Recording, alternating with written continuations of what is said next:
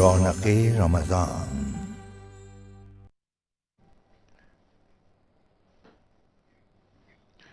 اعوذ باللہ من الشیطان الرجیم، بسم اللہ الرحمن الرحیم. محترم ناظرین، السلام علیکم. رونق رمضان کے ساتھ ایک بار پھر حاضر میں ہوں آپ کا میزبان انیق احمد. خواتین و حضرات، الحمدللہ ثم الحمدللہ 24ویں روزے کا آغاز ہو رہا ہے اور ہم یہ پروگرام کر رہے ہیں آپ کی خدمت میں دنیا ٹیلی ویژن کے کراچی اسٹوڈیوز سے. بات ہو رہی ہے سرکار دو عالم صلی اللہ علیہ وآلہ وسلم کے اسوے کے تعلق سے.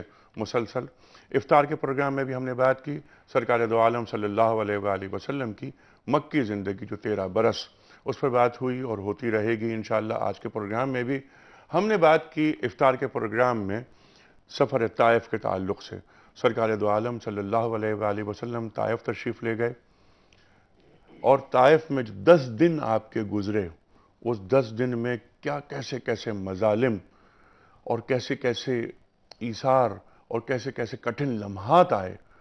خواتین و حضرات، ہم نے ایک بات یہ بھی کی تھی کہ آپ نے وہاں ایک دعا مانگی. میں نے اس کا ترجمہ پیش کیا تھا. ڈاکٹر سہیل صاحب نے وہ عربی متن پیش کیا تھا اس دعا کا. خواتین و حضرات، یہ مکی زندگی 13 برس کی، یہ آج عالم اسلام کو، امت مسلمہ کو، 1.5 ارب مسلمانوں کو کیا کیا ہدایتیں دے رہی ہے، کیا کیا نصیحتیں دے رہی ہے، اس پہ گفتگو ہو رہی ہے. خواتین و حضرات، افطار میں جہاں بات رکی تھی وہیں سے ہم بات آگے بڑھائیں گے کہ 13 برس میں شیب ابی طالب ایک بہت اہم واقعہ محصور کر دیا گیا. خواتین و حضرات، ایک گھاٹی میں ان لوگوں کو جو اللہ کا نام لیتے تھے، ان کا جرم یہ تھا کہ کیوں اللہ کا نام لیتے ہیں، توحید کی بات کیوں کرتے ہیں، یہ بت پرستوں کے ماحول میں، یہ کفر کے ماحول میں. لیکن یہ قدسی افراد گھاٹی میں محصور تو ہو گئے، لیکن اللہ تعالیٰ نے جو جذبہ اور جو ایمان کی قوت ان میں رکھی تھی اس میں بال برابر فرق نہیں آیا. یہ بھی ایک سبق ہمیں مل رہا ہے 13 برس کی زندگی میں. اور خواتین و حضرات، ایک اور بہت اہم واقعہ ہوا اس 13 برس میں. وہ واقعہ ہوا حضرت عمر فاروق رضی اللہ تعالی عنہ کا اسلام لانا. اس پر بھی ہم بات کریں گے. خواتین و حضرات، تشریف فرما ہے محترم ڈاکٹر سہیل حسن صاحب، ممتاز عالم دین، کئی دن سے ہمارے ساتھ ہیں. تشریف لائیں اسلام آباد سے، اسلامک انٹرنیشنل یونیورسٹی اسلام آباد میں شعبہ حدیث کے سربراہ، صاحب نگاہ، پی ایچ ڈی آپ کا سعودی عرب سے، ریاض یونیورسٹی سے. خواتین و حضرات، ان افراد کے تعلق سے میرا ایک کہنا یہی ہوتا ہے کہ یہ نعمتیں ہیں، یہ افراد، یہ شخصیات نہیں، یہ اللہ تعالیٰ کی نعمتیں ہیں ہمارے لیے. سوالات کیجئے اور ڈاکٹر صاحب سے علمی کمی کو دور کیجئے.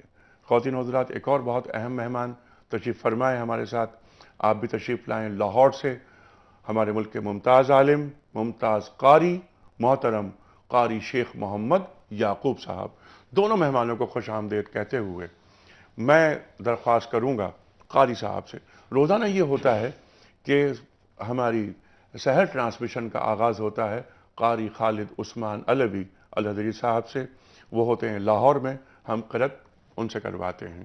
لیکن جیسا کہ میں نے عرض کیا کہ آج قاری شیخ یعقوب صاحب یہاں تشریف فرما ہے، یہ بھی ہماری خوش بختی ہے. اور قاری صاحب، سبحان اللہ سبحان اللہ، جب آپ قرأت کرتے ہیں تو آپ خود سنیں گے بھی قاری صاحب سے کہ قاری صاحب ہمیں کن فضاؤں میں لے جاتے ہیں.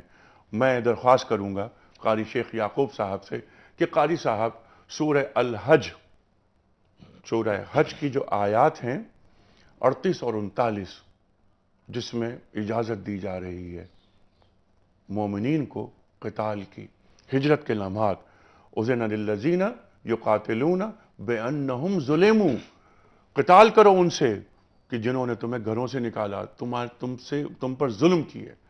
خواتین و حضرات، قاری صاحب سورہ حج کی آیات 38 اور 39. اعوذ باللہ من الشیطان الرجیم. ماشاءاللہ ماشاءاللہ.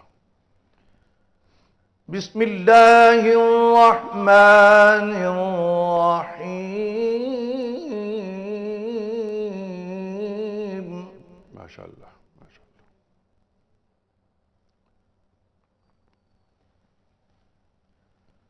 اذن للذین يقاتلون بأنهم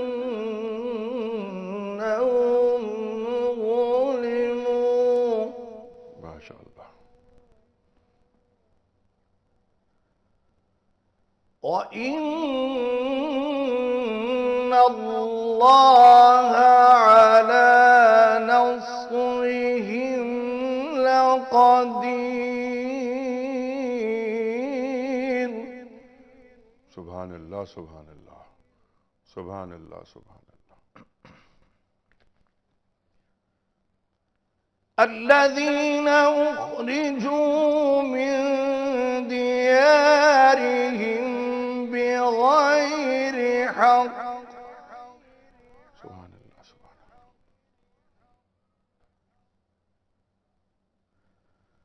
الذين أخرجوا من ديارهم بغير حق إلا أن يقولوا ربنا الله.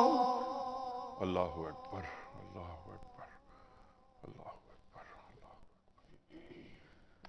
الذين أخرجوا من ديارهم بغير حق إلا أن يقولوا ربنا الله. ما شاء اللہ ما شاء اللہ.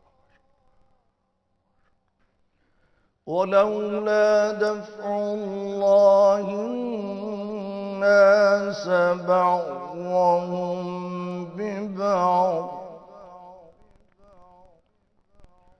لهدمت صوامع وبيع وصلوات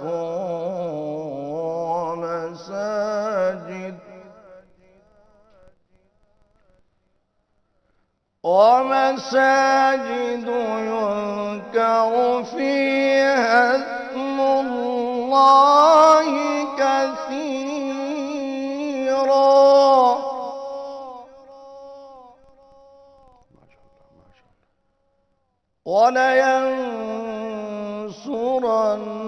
ولينصرن الله من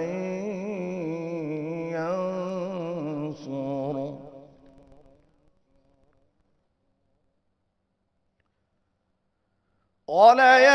ولينصرن الله من ينصره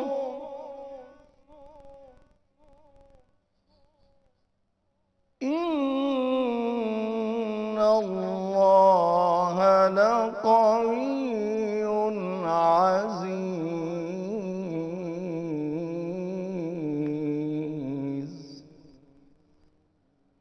صدق اللہ العظیم.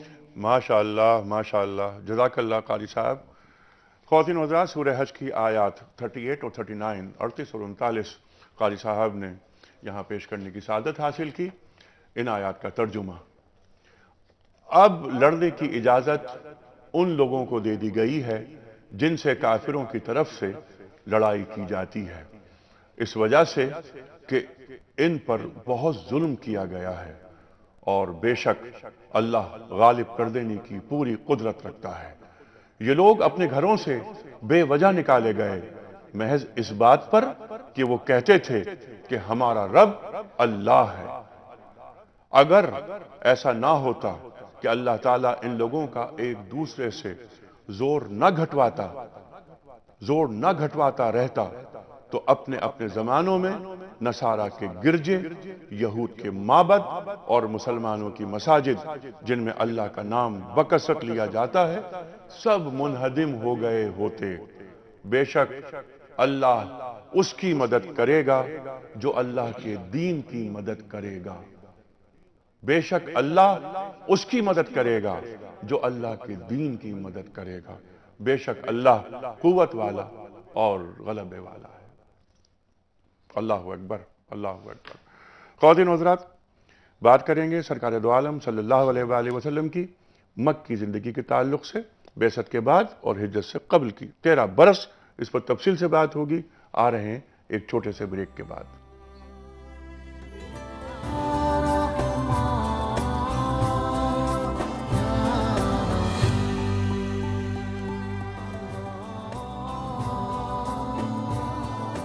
ویلکم بیک خواتین و حضرات. رونق رمضان میں ایک بار پھر خوش آمدید.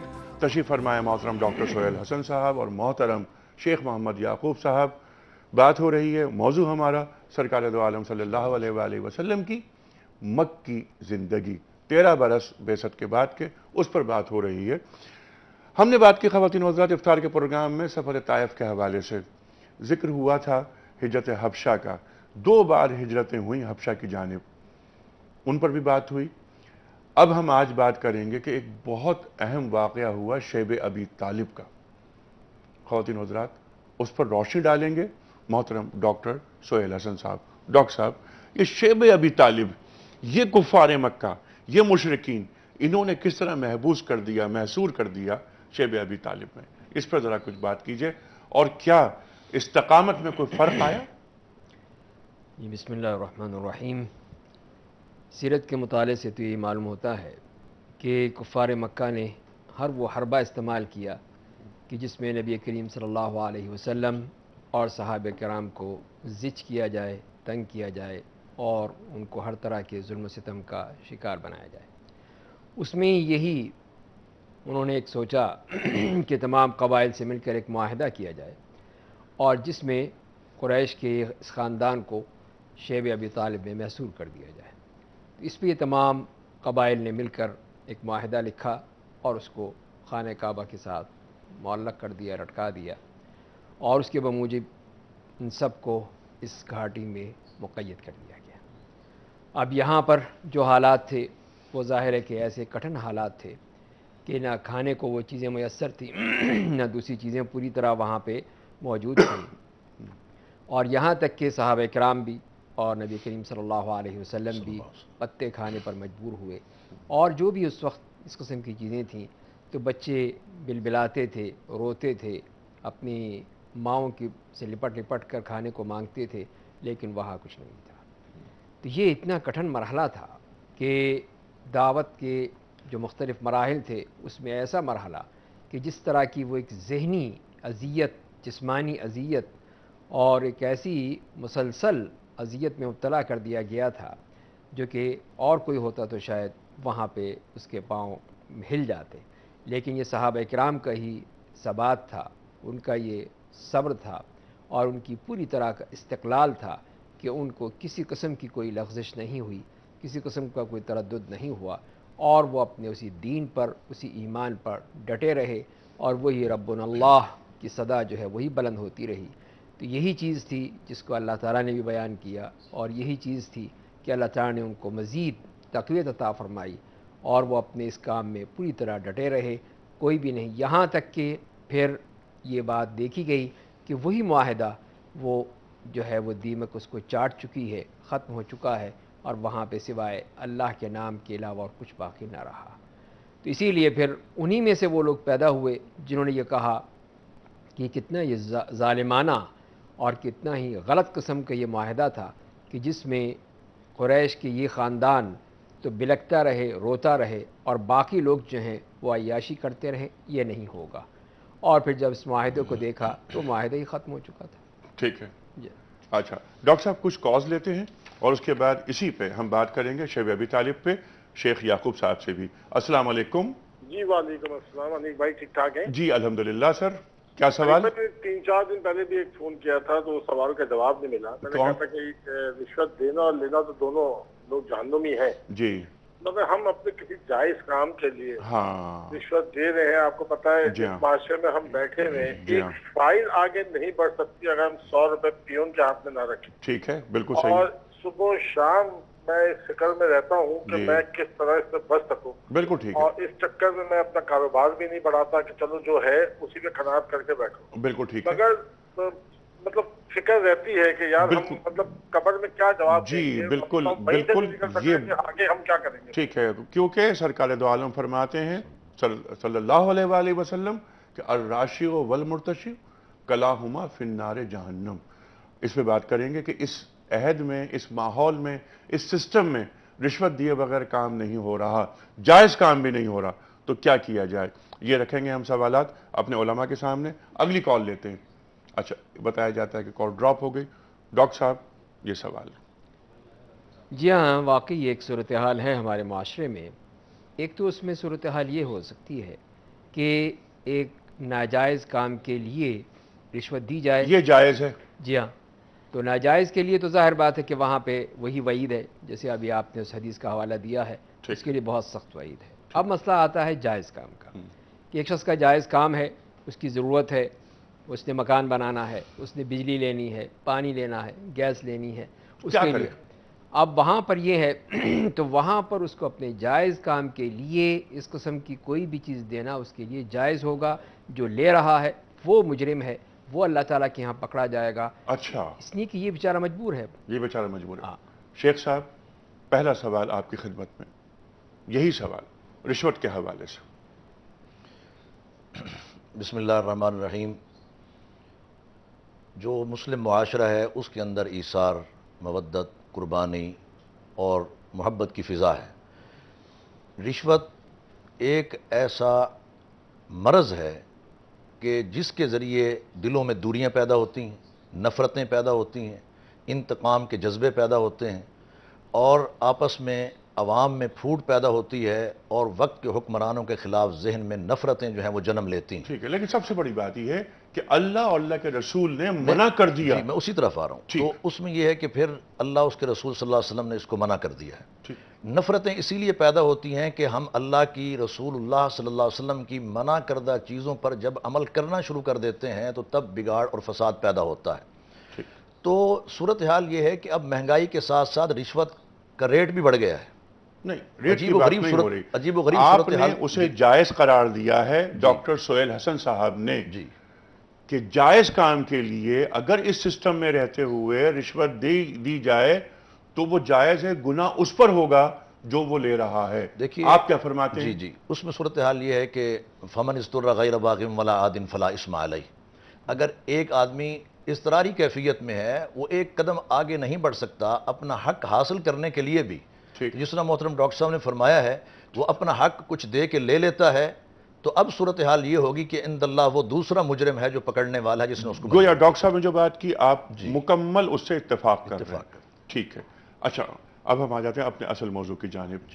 شیب ابی طالب پہ ہم بات کر رہے تھے. ڈاکٹر صاحب نے تفصیل سے اس کی روح اور وہ کون سا ایک ایسا حربہ تھا جو سرکار دو عالم صلی اللہ علیہ وآلہ وسلم اور آپ کے صحابہ پر آزمایا گیا، لیکن جو اہل ایمان ہوتے ہیں ان کی استقامت میں بال برابر فرق نہیں آتا.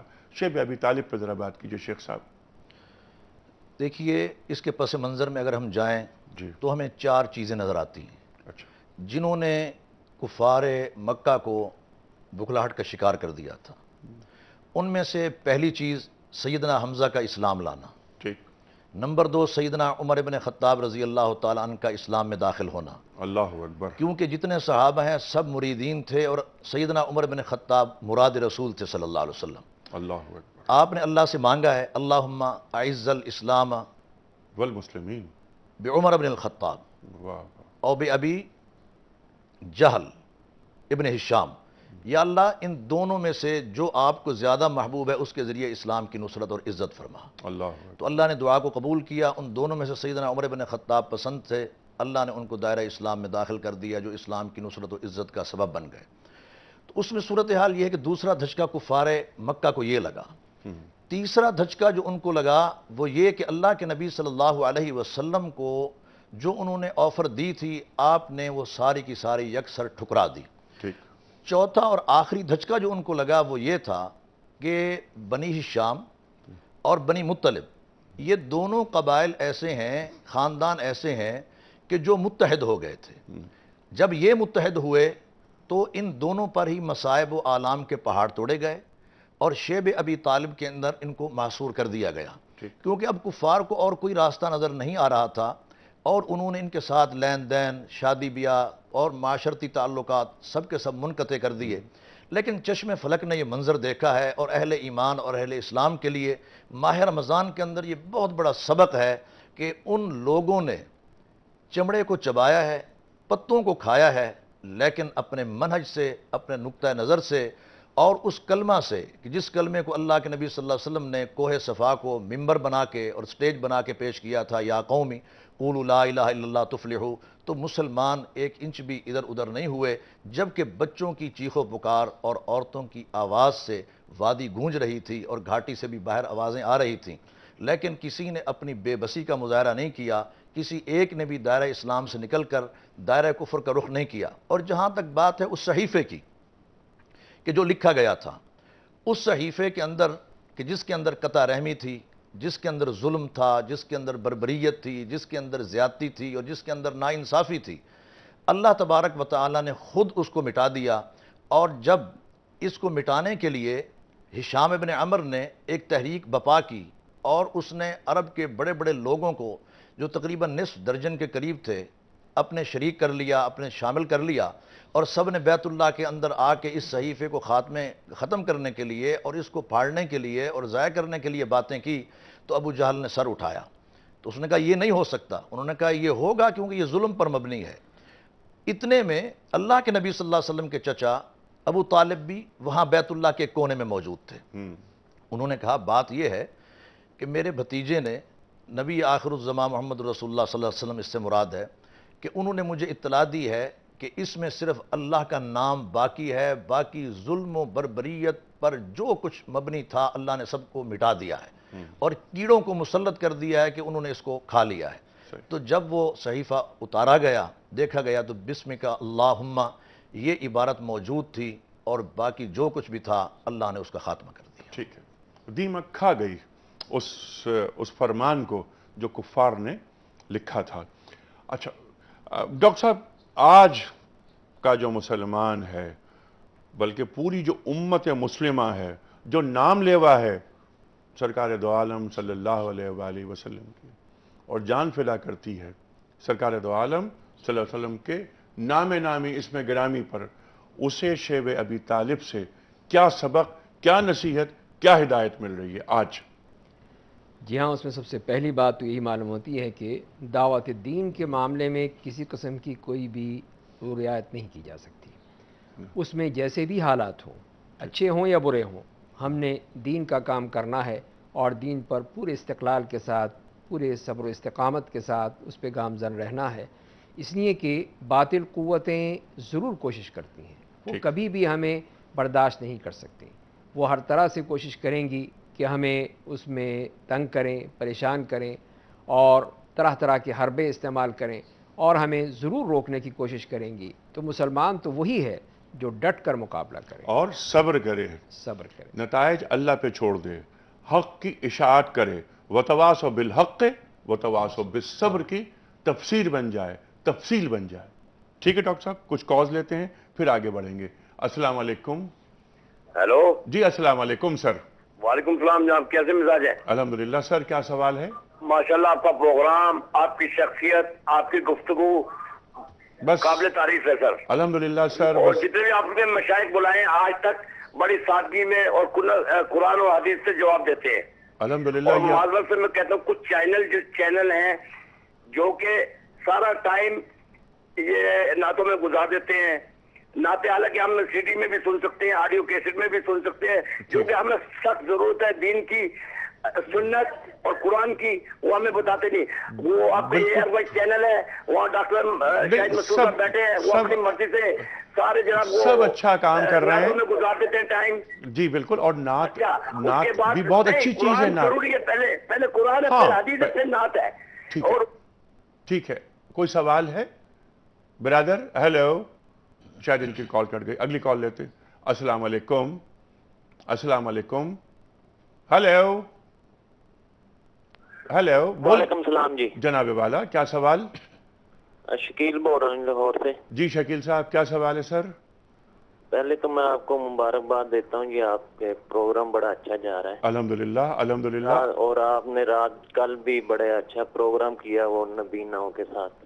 اچھا ہاں، کل ہم نے پروگرام کیا تھا۔ میں نے کہا کسی کو تو خیال آیا کہ ان بیچارے لوگوں کا۔ جی بالکل، سب مسلمان ہیں، سب دوست ہیں ہمارے، سب بھائی ہیں۔ انما المؤمنون اخوہ قرآن کریم کہتا ہے کہ تمام مومن بھائی بھائی ہیں، اور ایک اور بات یہ کہ سب پاکستانی ہیں۔ وہ تمام بچے جو نابینا، ان سے ملاقات کر کے ان کے دل کتنے بڑے ہو گئے۔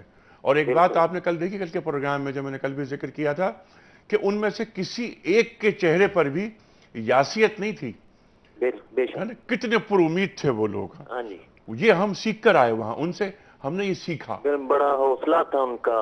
ٹھیک ہے، اچھا برادر کیا سوال ہے آپ کا؟ میں نے یہ کہنا تھا، ہم گئے ایک دن بینک میں گئے، جی، میں اور میرا بیوی جو، اچھا تو انہوں نے ہمیں گھیر لیا کہ انشورنس کے لیے۔ اچھا تو میری بیوی کہتی رہتی تھی کہ کمیٹی ڈالنی ہے، تو وہ اچھا، میں نے کہا چلو کمیٹی کی جگہ یہ چلو کر لیتے ہیں ٹھیک، انشورنس۔ انہوں نے کہا 2 سال لازمی چلانی ہے یہ۔ اچھا تو 2 سال ہم نے وہ چلائی جیسے تیسے، تو ضرورت پڑ گئی پیسوں کی۔ اچھا 2 سال بعد گئے ہیں ان کے پاس، تو وہ لوگ چلے گئے ہوئے تھے اچھا، جنہوں نے، لڑکیوں نے پولیسی کی تھی۔ اچھا تو وہ آپ کہتے ہیں اس کو نا 4 سال لازمی چلانا ہے۔ اچھا وہ میں نے پوچھنا اگر ہم اس کو چلاتے ہیں، پہلے تو وہ انہوں نے کہا تھا وہ آپ کے پیسے ہی ملیں گے آپ کو جو اچھا، آپ جمع کرائیں گے، اچھا، تو 4 سال کے بعد پروفٹ لگے گا اس پہ۔ تو کیا ہم اس کو چلاتے ہیں، وہ جائز ہے؟ وہ بہت اچھا سوال ہے، یہ رکھتے ہیں علماء کے سامنے، اگلی کال لے لیتے ہیں۔ السلام علیکم۔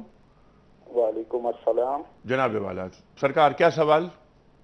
سر، میرا ڈاکٹر صاحب سے ایک سوال ہے، ابھی رشوت کے بارے میں بات ہو رہی جی تھی، جی جی جی تو ابھی آپ نے ایک آیت فرمائی وَتَوَاصَوْا بِالْحَقِّ وَتَوَاصَوْا بِالصَّبْرِ، جی اور حق بات کی تلقین کرو اور صبر کرتے رہو، اور جی ڈاکٹر صاحب کہہ رہے ہیں کہ اگر آپ کا جائز کام ہے اس کے لیے رشوت دے دو، جی تو پھر اللہ کا معاملہ کہاں پہ آیا؟ پھر ہم اللہ کے لیے صبر کیسے کریں؟ ہو سکتا ہے اس میں ہمارے لیے اللہ تعالیٰ نے آزمائش رکھی ہو اور اس ٹھیک سے ہے، بہتر آگے ہمیں کچھ ملنے والا ہو۔ ٹھیک ہے، یہ کام ہم خود دنیا میں بنا رہے ہیں۔ بہت اس اچھا کے لیے سوال ہے، بہت اچھا سوال، یہ ہم رکھتے ہیں ڈاکٹر صاحب کو سامنے۔ ڈاکٹر صاحب سوال آپ نے سن لیا، جی ہاں، کیا فرمائیں گے آپ؟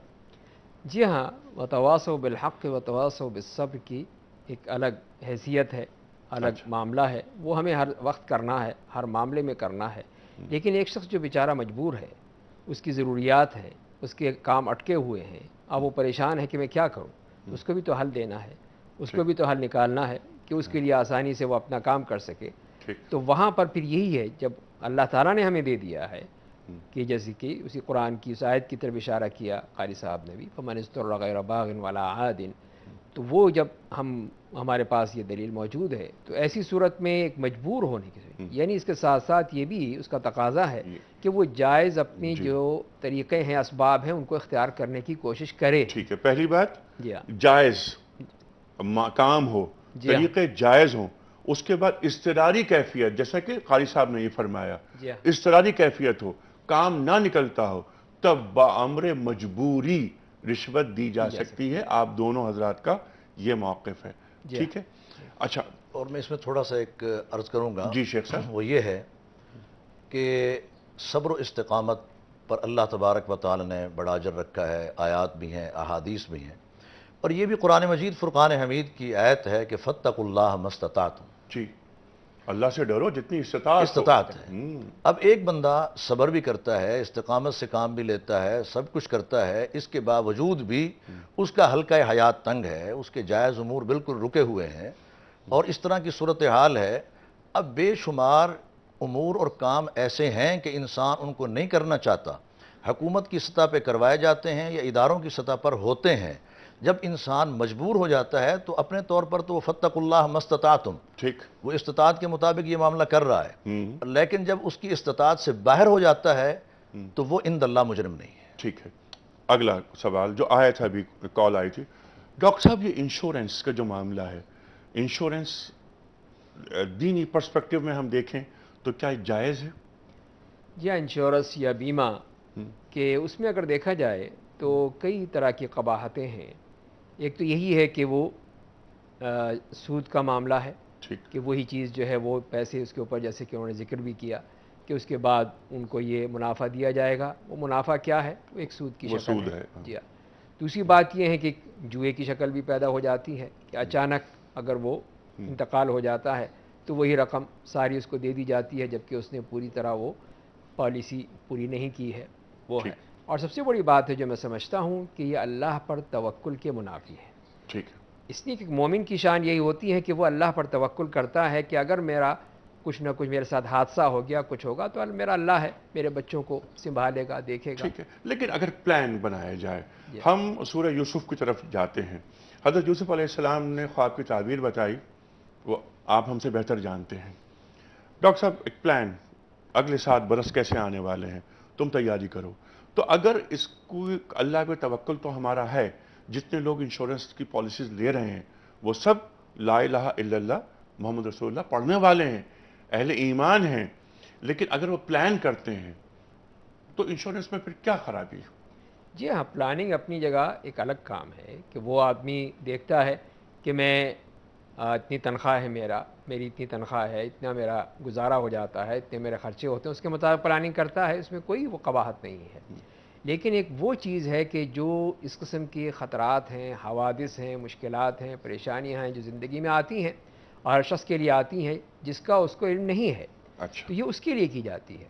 تو اس کے لیے کرنا تو وہ اگر ویسے ہو کہ جی ایک تعاون کی شکل ہو، جیسے کہ بعض لوگوں نے تکافل کے نام سے شروع کیا ہے، اس میں بھی بہرحال کچھ چیزیں ہیں. لیکن اگر تعاون کے طور پر کوئی مدد ہو جاتی ہے، اس قسم کا کوئی بھی سلسلہ جاری ہوتا ہے تو ایک الگ چیز ہے. ٹھیک ہے، لیکن لیکن جہاں پہ- تکافل کے تعلق سے آپ کچھ نرم ہیں. جی ہاں، اس میں ہم کہہ سکتے ہیں کہ وہ اس میں یہ قباحتیں نہیں ہیں. یہ اگر یہ قباحتیں قباحتیں نہیں. نکال دی جائیں تو ایک وہ ٹھیک تعاون ہے، البر مطلب یہ کہ والتقوی. سود نہیں ہے اس میں جی، جوا نہیں ہے، جوا نہیں ہے، اس میں قمار نہیں ہے، اس میں غرر نہیں ہے. جی ہاں.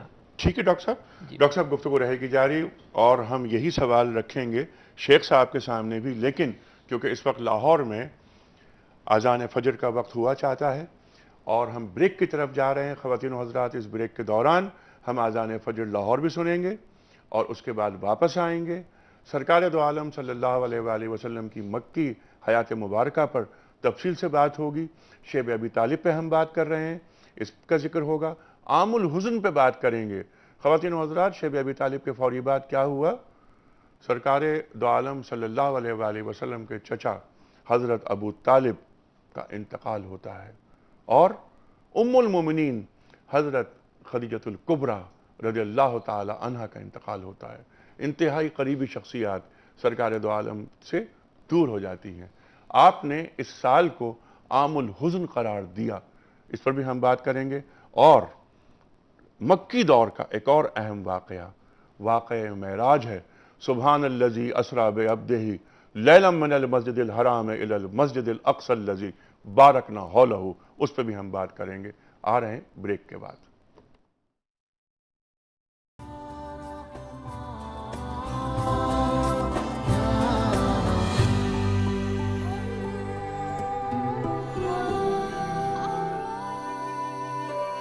ویلکم بیک خواتین و حضرات. رونق رمضان میں ایک بار پھر خوش آمدید.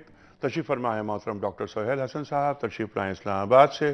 ممتاز عالم دین اور آپ کے ساتھ تشریف رکھتے ہیں محترم شیخ محمد یعقوب صاحب، تشریف لائیں لاہور سے. خواتین و حضرات، موضوع ہے جیسے کہ آپ جانتے ہیں سرکار دو عالم صلی اللہ علیہ وآلہ وسلم کا اسوہ، اور ہم بات کر رہے ہیں 13 برس بعثت کے بعد کے سرکار دو عالم صلی اللہ علیہ وآلہ وسلم کی مکی زندگی. اس 13 برس کے اہم واقعات کیا کیا رہے اور آج امت مسلمہ ان واقعات سے کیا کیا نصیحتیں اور کیا کیا ہدایتیں اور کیا کیا سبق لے رہی ہے یا لے سکتی ہے. شیب ابی طالب پہ بات ہوئی تفصیل سے. ہم نے افطار میں بات کی تھی سفر طائف کے حوالے سے. خواتین و حضرات، ایک بہت اہم واقعہ عام الحزن کے تعلق سے. اس سال کو عام الحزن قرار دیا گیا، کیوں قرار دیا گیا اس پر بھی ہم نے بات کی ہے، لیکن ہم چاہتے ہیں تفصیل سے بات ہو. لیکن میں چاہتا ہوں کہ کوئز کا جو سوال ہم نے آج رکھا ہے اس سوال کو میں ایک دفعہ اور دہرا دوں آپ کے سامنے. سوال یہ ہے کہ اعتکاف رمضان کے کس عشرے میں کیا جاتا ہے؟ اعتکاف رمضان کے کس عشرے میں کیا جاتا ہے؟ 3 آپشنز، پہلے عشرے میں، دوسرے عشرے میں یا تیسرے عشرے میں. خواتین و حضرات، جو درست آپشن آپ سمجھتے ہیں وہ آپ روانہ فرمائیے. ٹیلی فون نمبرز ہیں ہمارے 02134528061 02134527009. اگر آپ اپنے جواب کو روانہ کرنا چاہتے ہیں ای میل کے ذریعے تو ہمارا ای میل ایڈریس ہے rr@duniatv.tv. اگر آپ ایس ایم ایس کرنا چاہتے ہیں تو RR لکھیے، درست آپشن لکھیے اور 3031 پر روانہ کر دیجئے. خواتین و حضرات، روزانہ شام کو 6:03 پر قرآن اندازی ہوتی ہے اور قرآن اندازی کرتا ہے کمپیوٹر۔ ایک صاحب یا صاحبہ کی خدمت میں ہم 3 تحفے پیش کرتے ہیں۔ پہلا تحفہ کتابوں کا سیٹ، دوسرا تحفہ ڈیجیٹل قرآن کریم، اور تیسرا تحفہ عمرے کا ٹکٹ مکمل پیکج کے ساتھ انا حاجی اور دنیا ٹی وی کے اشتراک سے۔ انا حاجی کا یہ کہنا ہے کہ عمرہ اور حج اب ہر شخص کی دسترس میں، ایک مکمل ان کا ایک نظام ہے۔ اس کو جاننے کے لیے آپ ان کی ویب سائٹ پہ جائیے www.anahaji.com۔ یہ ویب سائٹ کا ایڈریس ہے۔ اس پر جب آپ جائیں گے تو معلوم ہوگا کہ اب آپ کے کچھ پوائنٹس ملیں گے، ایک کارڈ آپ کو دیا جائے گا، اور پھر یہ ایسا ہوگا کہ عمرے کا ٹکٹ آپ کو پیش کیا جائے گا پیکج کے ساتھ۔ خواتین و حضرات، کچھ کالرز بھی ہیں مجھے بتایا جا رہا ہے، لیکن میں ایک کتاب کا تعارف آپ کے سامنے کروانا چاہتا ہوں۔ یہ کتاب بہت زبردست کتاب اور پڑھنے سے تعلق رکھتی ہے۔ یہ کتاب کیا ہے، بلکہ اس میں ایک علم کا خزانہ پوشیدہ ہے رمضان کے حوالے سے۔ شہر رمضان الذی انزل فیہ القرآن ھدی للناس، یہ ہے رمضان ماہ فوزان، رمضان ماہ فوزان۔ اور خواتین و حضرات، ہر جگہ دستیاب ہے یہ کتاب۔ اس کتاب کے آتھر کون ہیں؟ اس کتاب کے آتھر ہیں جناب شیخ محمد یعقوب صاحب، جو تشریف فرما ہیں۔ میری گزارش ہوگی ان تمام افراد سے کہ جن کو کتاب کا شوق ہے، کتاب پڑھنے سے ایک تعلق رکھتے ہیں، ضرور رمضان ماہ فوزان کو پڑھیں۔ کچھ کالرز کو لیتے ہیں۔ السلام علیکم۔ وعلیکم السلام۔ جی فرمائیے۔ میں نے کل آپ لوگوں کا جو پروگرام دیکھا تھا، نابینا بچوں کا، بہت ہی زبردست پروگرام تھا۔ الحمدللہ الحمدللہ۔ اور اللہ کا احسان ہے کہ جتنا بھی ہم لوگ شکر کریں، جتنا شکر کریں اتنا ہی کم ہے۔ جی ہاں، کہ اللہ تعالیٰ نے ان بچوں کو دیکھ کر واقعی ہمت، بہت ہی ہمت جما جی ہاں، جی ہاں، جی ہاں، جی ہاں۔ ماشاءاللہ ماشاءاللہ، مطلب میں نہیں سمجھ سکتی کہ ان کے چہروں پہ کوئی کسی چیز کی کمی نظر آ رہی بہت اچھا پوائنٹ ہے یہ، بہت اچھا پوائنٹ ہے۔ بنسبت اس کے ہم لوگ ذرا سی چیزوں میں اتنے زیادہ وہ ہو جاتے ہیں، کسی چیز میں کمی، کسی چیز میں وہ شکر ہماری زندگی سے ختم ہو چکا ہے۔ ٹھیک ہے، کہ بس میں بس یہی پوری قوم سے یہی کہوں گی کہ آپ لوگ صرف شکر ادا کریں۔ بالکل ٹھیک صرف ہے، شکر ادا کریں، جس حال میں اللہ رکھے وہ شکر ادا کریں۔ بالکل ٹھیک ہے۔ اور اللہ ٹھیک ہے، اس شکر سے ہی ہم لوگوں کی زندگیاں سنور جائیں۔ ٹھیک ہے، ایک تو شکر، بہت اچھی بات ہے آپ نے کی، آپ کے کمنٹس کا بہت شکریہ۔ اور ایک بات اور، میں آپ ہی کی بات میں آپ کی اجازت سے اضافہ کر سکتا ہوں؟ جی جی اللہ تعالیٰ پہ اعتماد متزلزل نہ ہونے اللہ دیں۔ توکل، اللہ توکل، اللہ نہیں چھوڑتا اپنے بندے کو خالی، تنہا نہیں چھوڑتا۔ اور سچا آدمی کبھی تنہا نہیں ہوتا۔ ہاں، یہ بالکل آپ نے درست فرمایا۔ بس یہ اچھا، مجھے ایک سوال اور کرنا تھا۔ ارشاد کہ جو خواتین گھر میں اعتکاف میں بیٹھتی ہیں تو وہ کیا گھر کے روزمرہ کے کام، یعنی باہر نہیں نکلنا ہے انہیں، لیکن وہ جس کمرے میں بیٹھی ہیں لیکن گھر کا اگر روزمرہ کا کام کرنا ہے تو کیا وہ اس کمرے سے باہر آ سکتی ہیں یا نہیں؟ بہت اچھا سوال ہے، یہ ہم رکھیں گے اپنے علماء کے سامنے۔ اگلی کال لیتے ہیں۔ السلام علیکم۔ ہیلو۔ اچھا، لائن کٹ گئی۔ خواتین اعتکاف میں جو گھر میں بیٹھتی ہیں، گھر کا کام کر سکتی ہیں؟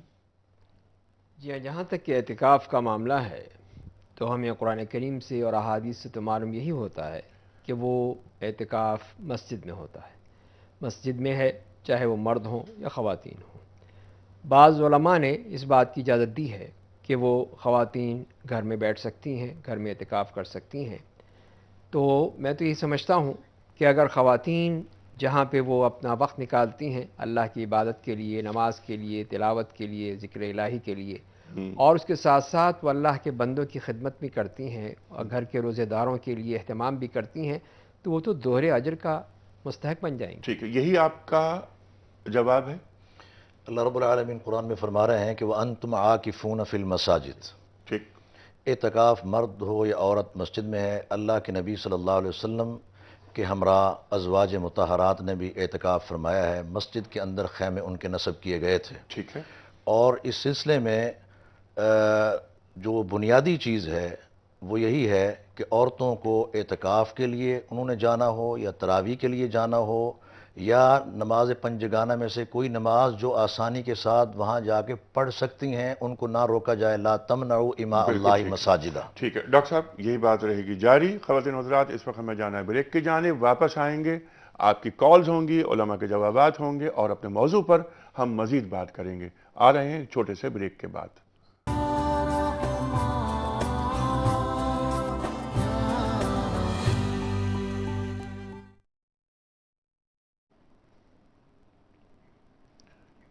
ویلکم بیک خواتین و حضرات. رونق رمضان میں ایک بار پھر خوش آمدید. تشریف فرمائے محترم ڈاکٹر سہیل حسن صاحب اور محترم شیخ محمد یعقوب صاحب. گفتگو ہو رہی ہے سرکار دو عالم صلی اللہ علیہ وآلہ وسلم کی 13 برس کی مکی زندگی، بعثت کے بعد موٹی موٹی باتیں، اہم واقعات، وہ ہم گفتگو میں لا رہے ہیں. ہم نے بات کی افطار کے پروگرام میں آپ کی جو ہجرت ہے حبشہ کی جانب، آپ کا جو سفر ہے طائف اس کی جانب. ہم نے پھر بات کی ہم شیب ابی طالب کے حوالے سے ابھی ہم بات کر رہے ہیں. اور عام الحزن ایک بہت اہم واقعہ یہ ہوا کہ ام المومنین حضرت خدیجہ الکبریٰ رضی اللہ تعالی عنہ کا انتقال ہوتا ہے اور آپ کے چچا حضرت ابو طالب کا انتقال ہوتا ہے. خواتین و حضرات، سرکار دو عالم صلی اللہ علیہ وآلہ وسلم نے اس سال کو غم کا سال یعنی عام الحزن قرار دیا. ہم بات کریں گے مزید. کچھ کالرز ہیں، انہیں لیتے ہیں. السلام علیکم. السلام علیکم. جی وعلیکم السلام. کیا حال چال ہے جی آپ کے؟ الحمدللہ. سر کیا سوال؟ میرا سوال ایک جنرل سا ہے بالکل، کہ ہم لوگ اپنی عام زندگی میں، بلکہ ہم نے سنا بھی ہوگا کہ ہر بندہ بولتا ہے یا رسول اللہ مدد، یا علی مدد. ایون کہ قرآن میں اگر پڑھا جائے پہلی سورہ میں تو اس میں لکھا ہے کہ ہم تجھی سے مدد مانگتے ہیں اللہ تعالیٰ کی طرف سے. ٹھیک ہے.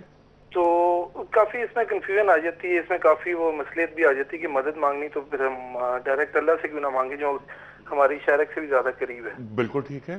تو بولنے میں اور کرنے میں اس میں کافی جو ہے نا سننے میں آتا ہے کافی مسلک سے.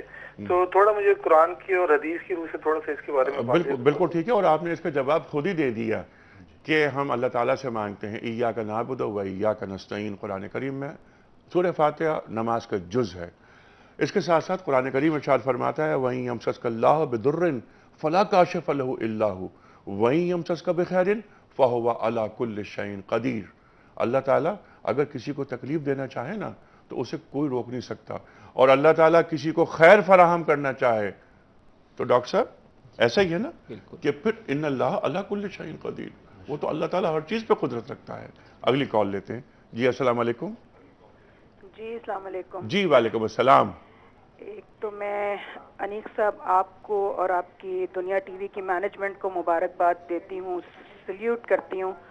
جو کل آپ نے بینا بچوں کا جو پروگرام کیا تھا، جی وہ اس نابینا معاشرے کے لیے جس کی سماعتیں بہری اور بصارتیں اندھی ہو چکی ہیں. کیا اچھی بات کہی آپ نے، کیا اچھی بات کہی. کچھ کہنا بالکل ہمہ آفتاب است ہے. وہ پروگرام اپنے منہ سے خود ہی بول رہا تھا. جی بالکل ٹھیک ہے. شکر کیا ہے، اور ایک بی بی نے ابھی خاتون نے کہا کہ شکر جو ہے وہ کیا چیز ہے. بالکل ٹھیک ہے. اچھا، اسی ریفرنس سے میں آج جو اہم سوال کر رہی ہوں اسی نابینا معاشرے کے، اور اس میں ایک میرے سوال کی پلیز ذرا سول کو جو روح ہے اس کو سمجھنے کی کوشش کیجیے گا، اس کو کسی اور طرف مت لے جائیے گا. آج میڈیا نے آج نہیں کوٹ کیا، ہمیشہ سے کوٹ کر رہا ہے. ایک بچے کو حفاظ صاحب نے مدرسے کے اتنا مارا، وہ حفظ سیکھنے جاتا تھا کہ اس کے گردے فیل ہو گئے. سارے چینلز نے یہ اس بچے کی اور اس کے والد نے کہا کہ جی سویا موٹو لیا جائے چیف جسٹس صاحب سے. ایک تو حفظ کے حوالے سے ڈاکٹر سہیل صاحب جو ہیں ان سے بھی پوچھوں گی، اور جو ہمارے دوسرے حفاظ قاری صاحب جب قرأت کرتے ہیں دل میں اترتی ہے، یقین کیجئے. سبحان اللہ سبحان اللہ. جی ہاں. تو اور بلال اذان کا جو سب سے بڑا معجزہ ہے وہ یہی ہے کہ وہ آواز ہی ایسی تھی جو دل پہ جا کے لگتی تھی. سبحان اللہ سبحان اللہ.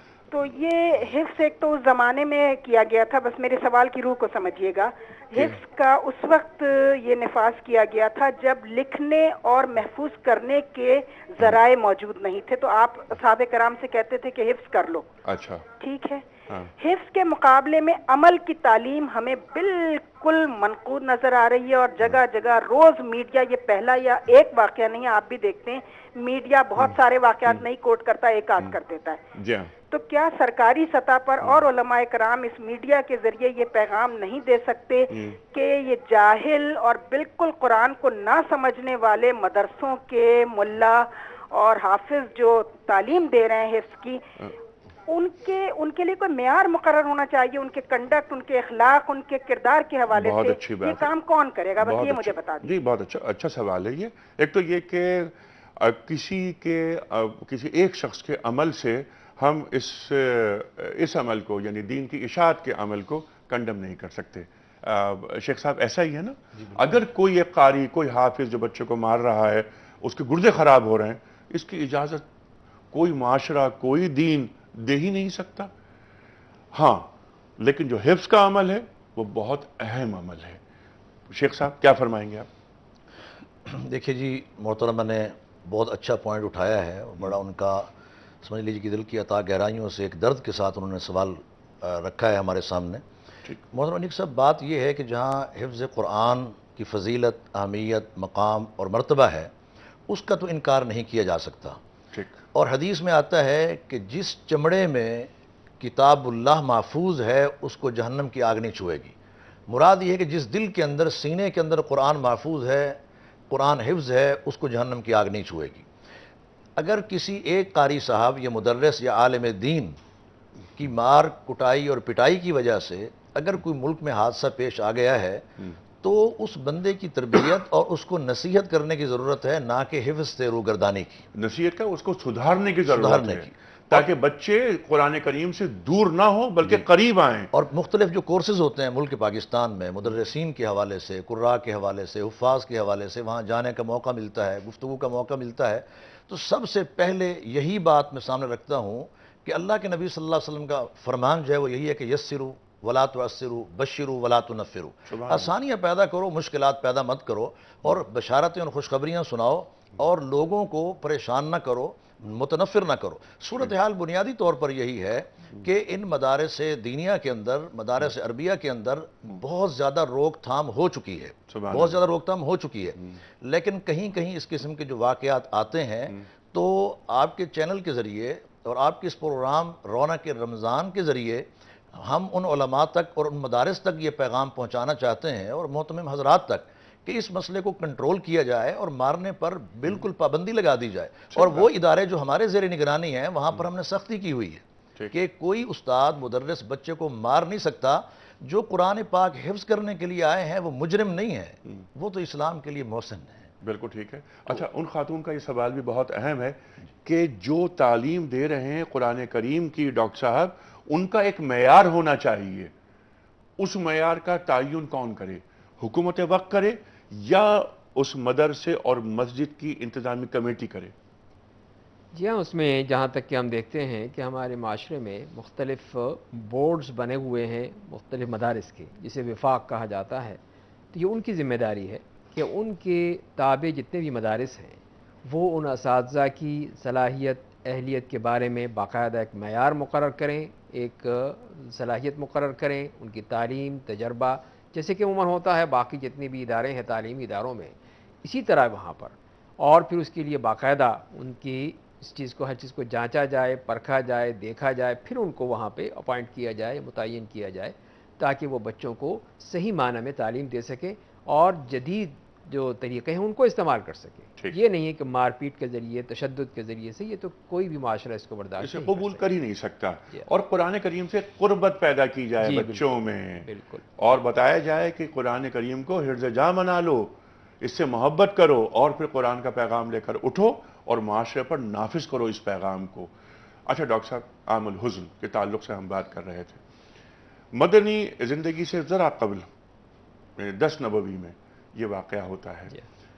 کتنا اہم دو، ایک یعنی انتہائی پیار کرنے والی شخصیات، انتہائی قریب شخصیات جدا ہو جاتی ہیں.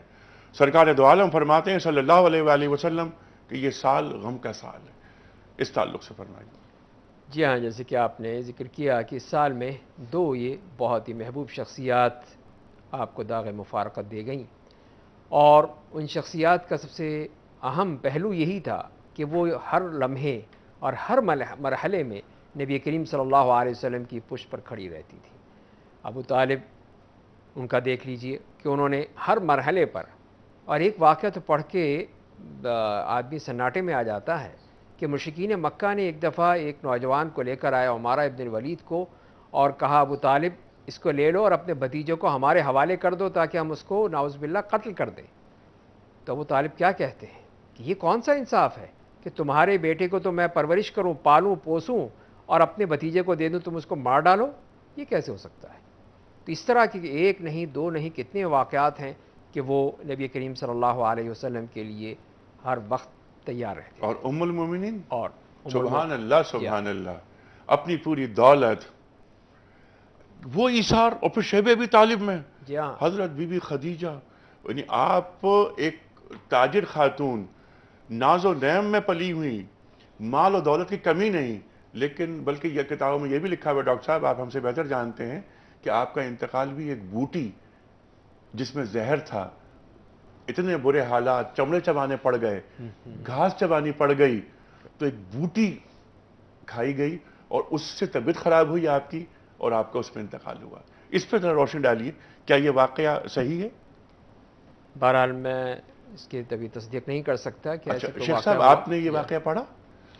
دیکھیے جی، اس سلسلے میں یہ ہے کہ ابو طالب کی جو طبیعت بگڑی، نہیں بی بی خدیجہ، میں عرض کرتا ہوں، ان کی جو طبیعت بگڑی اور ان کی جو صحت مزمحل ہوئی، اس کے اندر بنیادی عنصر یہی بتایا جاتا ہے کہ اس کے پس منظر میں وہ شیب ابی طالب کے شدائد تھے، اور مصیبتیں تھیں، اور چمڑوں کا چبانا، اور پھر وہ قحط کا جو سما تھا۔ بنیادی سبب دونوں کی صحت کے بگاڑ کا وہی آزمائش کے 3 سال تھے۔ اللہ اکبر، جی ہاں، اللہ اکبر۔ اور اس میں جو پھر بات ہے کہ آپ دیکھیے، اللہ کے نبی صلی اللہ علیہ وسلم کی حیات طیبہ میں آپ کے بڑے بڑے اعزاء و اقربا دنیا سے کوچ کر گئے، جی، دنیا سے رحلت کر گئے۔ جی، کیا وجہ ہے کہ اس سال کو عام الحزن قرار دیا گیا ہے؟ آپ کی زندگی میں آپ کے سارے بیٹے اللہ کو پیارے ہو گئے، آپ کی حیات مبارکہ کے اندر ایک کے علاوہ 3 بیٹیاں اللہ کے سپرد ہو گئیں۔ آپ نے کسی بھی سال کو عام الحزن قرار نہیں دیا، اور ایسا بھی ہوا ہے کہ آپ کے چچا حمزہ رضی اللہ تعالیٰ عنہ جو سید الشہداء ہیں، ان کی شہادت پر جب ان کا کلیجہ چبایا گیا اور مسلح کر دیا گیا، اور وہ عجیب منظر تھا کہ آنکھیں دیکھ نہیں سکتی تھیں اور کان سن نہیں سکتے تھے، اور دیکھنے والے جو ہیں ان کے کلیجے منہ کو آنے والے تھے، تو آپ نے اس سال کو بھی عام الحزن قرار نہیں دیا۔ اس کو کیوں دیا ہے؟ ہم ذرا اس طرف آتے ہیں۔ 2 شخصیات ہیں، ایک بیوی ہے اور ایک چچا ہے۔ بیوی کی صورتحال یہ ہے کہ جب پہلی وحی نازل ہوئی ہے، آپ گھر میں آئے ہیں اور کہا زملونی زملونی، مجھے اوڑھ دو اوڑھ دو، تو اس موقع پر ایسا دلیرانہ کردار ادا کیا ہے ام المؤمنین سیدہ خدیجہ الکبریٰ رضی اللہ تعالیٰ عنہ نے، کلا واللہ لا یخزیک اللہ ابدا، قسم اٹھا کے کہا کہ اللہ آپ کو کبھی بھی ضائع نہیں کر سکتا۔ یہ حوصلے، جہاں تک بات ہے کہ دولت وہ تو آپ نے پیش کی ہے، جہاں تک بات ہے صداقت کی، تو لوگوں نے جب جھٹلایا ہے تو ام المؤمنین نے آپ کی تصدیق کی ہے، لوگوں نے جب ساتھ اپنوں نے چھوڑا ہے، انہوں نے ہم سفر ہو کے زندگی گزاری ہے، لیکن انہوں نے ایک ایسا مرکزی کردار ادا کیا ہے، قدم قدم پر آپ کے حوصلے بلند کیے ہیں، قدم قدم کے اوپر آپ کی ہمتیں بڑھائی ہیں، قدم قدم کے اوپر آزمائشوں میں آپ کا ساتھ دیا ہے، اور یہی کیفیت اور حالت آپ کے چچا کی تھی کہ جب ان کو یہ کہا گیا۔ شیخ صاحب گفتگو رہے گی جاری، اس وقت ہمیں جانا ہے بریک کی جانب، اور حضرت ابو طالب نے قدم قدم پر اپنے بھتیجے کا نہ ہی خیال رکھا، حفاظت کی، اور یہ فرمایا کہ میں موجود ہوں بیٹا، میں موجود ہوں، تمہارا کوئی کچھ نہیں بگاڑ سکتا۔ خواتین حضرات، اس وقت ہم جا رہے ہیں بریک کی جانب، اور بریک کے دوران اذان فجر کراچی بھی سنیں گے ہم۔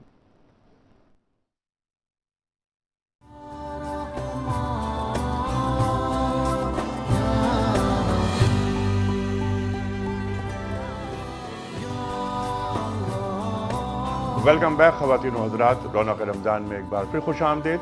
تشریف فرمائے محترم ڈاکٹر سہیل حسن صاحب اور محترم قاری شیخ محمد یعقوب صاحب. یہ پروگرام کا آخری حصہ ہم نے بات کی سرکار دو عالم صلی اللہ علیہ وآلہ وسلم کی مکی زندگی بعثت کے بعد اور ہجرت سے قبل. بہت ساری گفتگو ہو چکی ہے. بالکل اب آخری حصہ سرکار دو عالم صلی اللہ علیہ وآلہ وسلم مکہ مکرمہ سے اب ہجرت پر مجبور کر دیے جاتے ہیں، اور آپ فرماتے ہیں کہ اے مکہ، اگر یہ کفار مجھ پر ظلم نہیں کرتے، مجھے مجبور نہیں کرتے، تو میں تجھے کبھی نہیں چھوڑتا. خلیفہ اول حضرت ابوبکر صدیق رضی اللہ تعالی عنہ کو آپ ساتھ لیتے ہیں اور آپ روانہ ہوتے ہیں.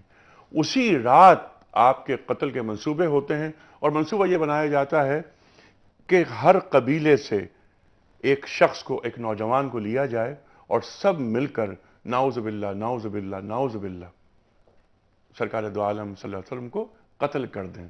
واللہ یعصمک من الناس، قرآن کریم ارشاد فرماتا ہے کہ اے نبی، میں تجھے لوگوں سے محفوظ رکھوں گا. اسی رات سرکار دو عالم مٹھی ہاتھ میں آپ کے کنکروں کی، وہ کنکر پھینکتے ہیں اور آپ نکلتے ہیں خلیفہ اول حضرت ابوبکر صدیق رضی اللہ عنہ کے ساتھ. اور خواتین و حضرات بستر پر لٹاتے ہیں حضرت علی کرم اللہ وجہہ کو کہ میری جو سبز چادر ہے اس کو اوڑھو اور تم رات یہاں گزارو، میرے بستر پہ سو، اور صبح امانتیں جو میرے پاس رکھوائی گئی ہیں ان کو دے کر تم آنا. اور حضرت علی کرم اللہ وجہہ فرماتے ہیں کہ ایسی میٹھی نیند مجھے زندگی میں کبھی نہیں آئی. خواتین و حضرات، قافلہ حضرت آپ دونوں سرکار دو عالم اور خلیفہ اول آپ روانہ ہوتے ہیں. غار ثور کا واقعہ وہ ہم سب جانتے ہیں. ایک بہت اہم بات یہ کہ جب آپ تشریف لا رہے ہیں، مدینہ منورہ پہنچ رہے ہیں، اس سے ذرا قبل آیات سورہ حج کی، جو آیت نمبر 38 ہے، جو قاری صاحب نے تلاوت کی آج سورہ حج کی، وہ آیت اتر رہی ہے. مکے میں کہیں بھی قتال کی اجازت نہیں، لڑنے کی اجازت نہیں، لیکن یہاں بات کیا ہو رہی ہے؟ اذن للذین یقاتلون بانہم ظلموا، قتال کی اجازت ہے ان سے جنہوں نے تم پہ ظلم کیا، تمہیں گھروں سے نکالا.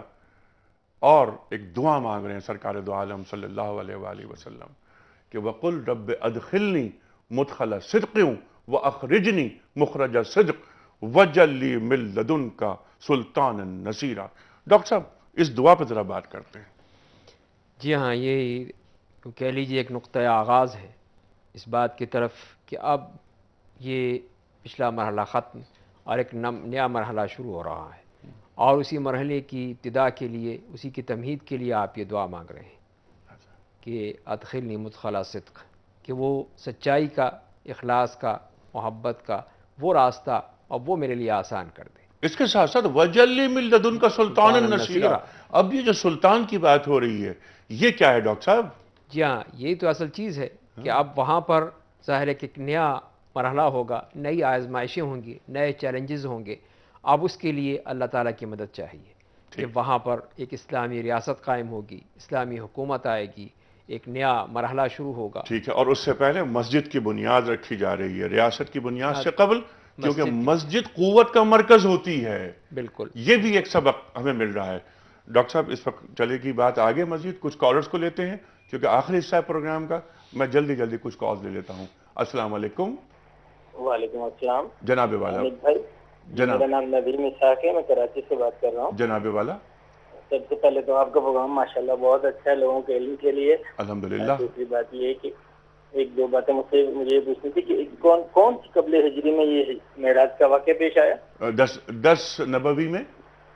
جی، اور ایک بات مجھے یہ ذرا سا بتا دیجیے گا، یہ جو ہم سنتیں پڑھتے ہیں موقدہ اور غیر موقدہ وغیرہ، ان کو اللہ کے نبی جب پڑھتے تھے تو آیا وہ سنت کر کے یا وہ نفل ہی پڑھتے تھے؟ احادیث میں اس کے بارے میں کیا آتا ہے کہ یہ سنت تھا یا یہ نفل تھی؟ جی بہت اچھا سوال ہے، یہ بڑا علمی سوال ہے، اس پہ بات کریں گے. اگلی کال بھی لے لیتے ہیں.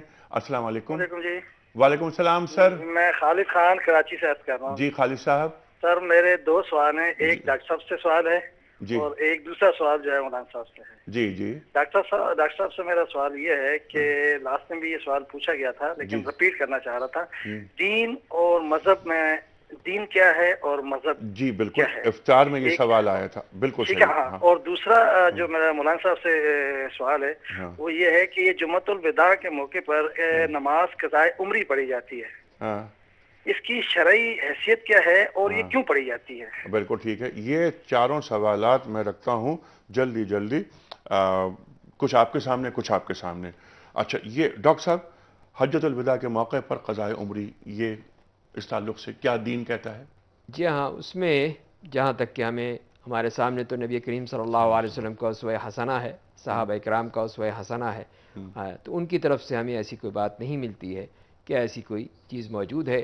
وہ تو اللہ تعالیٰ کی توبہ ہے، استغفار ہے، وہ کیجئے، اللہ تعالیٰ معاف کرنے والا ہے. یہ سنتیں موقدہ اور غیر موقدہ اس تعلق سے سرکار دو عالم صلی اللہ علیہ وسلم کا عمل. دیکھیے یہ اصطلاحات ہیں. اللہ کے نبی صلی اللہ علیہ وسلم نے جو سنتیں پڑھی ہیں فرائض سے قبل بھی پڑھی ہیں، فرائض کے بعد بھی پڑھی ہیں، اور اللہ کے نبی صلی اللہ علیہ وسلم نے یہ تراویح کی نماز جو ہے جس کو تہجد بھی کہا جاتا ہے اس کو بھی آپ نے ادا فرمایا ہے. تو اللہ کے نبی صلی اللہ علیہ وسلم کی جو سنتیں ہیں آپ نے اس کا اہتمام کیا ہے، ہمیں بھی کرنا چاہیے اور ان کو غیر ضروری نہیں سمجھنا چاہیے. نماز یہ نفل ہے اور جہاں تک معاملہ ہے یہ فقہا کی اصطلاحات ہیں کہ یہ موقدہ ہے اور یہ غیر موقدہ ہے. ٹھیک ہے. لیکن اس کا اہتمام ہمیں کرنا چاہیے چونکہ یہ دور پرفتن ایسا جا رہا ہے کہ جس کے اندر زیادہ سے زیادہ ہمیں نیکی کرنی چاہیے اور اللہ کا قرب حاصل کرنا چاہیے، اور بہترین اس کی شکل جو ہے وہ نماز اور نماز میں سجدہ ہے. ٹھیک ہے، بہت اچھی بات. وَاسْجُدُوا وَاقْتَرِبْ، سجدہ کرو اور میرے قریب ہو جاؤ. قرآن کریم ارشاد فرما رہا ہے. اچھا شیخ صاحب جو ڈاکٹر صاحب نے بات کی ابھی، میں نے ایک بات یہ رکھی تھی ایک سوال کہ آپ دعا مانگ رہے ہیں وَقُلْ رَبِّ أَدْخِلْنِي مُدْخَلَ صِدْقٍ وَأَخْرِجْنِي مُخْرَجَ صِدْقٍ وَاجْعَل لِّي مِن لَّدُنْكَ سُلْطَانًا نَصِيرًا.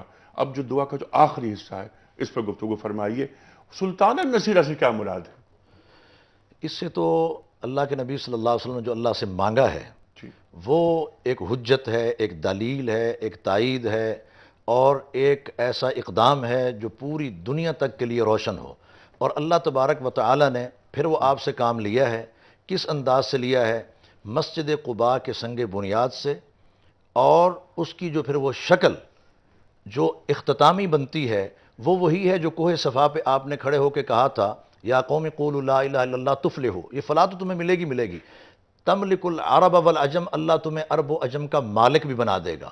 اور جب حضرت ابو طالب کے پاس سب مل کے آئے سردار، تو انہوں نے کہا کہ آپ ہمارے اور ان کے درمیان کچھ باتیں امور طے کروا دیجئے. تو اللہ کے نبی صلی اللہ علیہ وسلم نے کہا جی میری تو ایک نکاتی بات ہے، نکاتی میرا ایجنڈا ہے.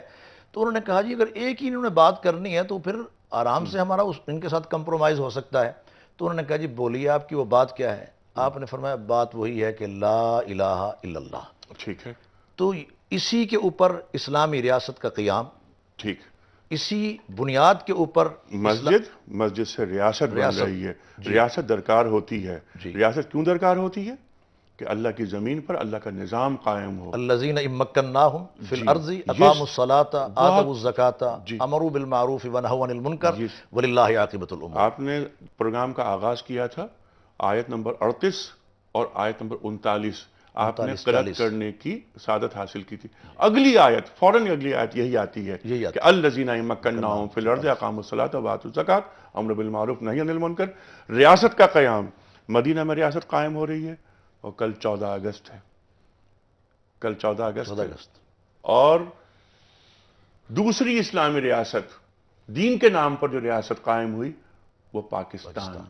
گویا پاکستان ہجرت ثانی کا مدینہ ہے. یہ سوال ہے میرا آپ سے. جی بالکل ایسے ہی ہے جی. آپ دیکھیے کہ جس طرح مدینہ منورہ ہجرتوں، صعوبتوں، دقتوں، دشواریوں کے بعد حاصل کیا گیا اور پھر اس پر تابڑ توڑ حملے بھی ہوئے. غزوہ خندق دیکھ لیجئے، غزوہ احد دیکھ لیجئے. اسی طرح پاکستان کے حصول کے لیے ہجرتیں، عزتیں، عصمتیں، آبروئیں اور پھر یہ ملک ہمیں ملا. جی اور اس ملک کو کیا ہم نے نعمت سمجھا یا نہیں؟ کل تفصیل سے بات کریں گے خواتین و حضرات. آج شام کو ہم بات کریں گے سرکار دو عالم صلی اللہ علیہ وسلم کی مدنی زندگی کے حوالے سے. اب مدینہ تشریف لے آئے، میثاق مدینہ ہوا، اس کے بعد غزوات کا آغاز ہوتا ہے، 2 ہجری میں بدر، 3 ہجری میں احد، 5 ہجری میں خندق، اور پھر سلسلے آگے جاتے ہیں۔ 8 ہجری میں فتح مکہ، 10 ہجری میں حجۃ الوداع، آخری خطبہ ایھا الناس ایھا الناس ایھا الناس کے ذریعے مخاطبت ہو رہی ہے سرکار دو عالم صلی اللہ علیہ وآلہ وسلم کی۔ کوشش کریں گے کہ آج ہم افطار ٹرانسمیشن میں مدنی زندگی کا کسی حد تک احاطہ کر سکیں۔ شام تک کے لیے انیق احمد کو اجازت، خدا حافظ۔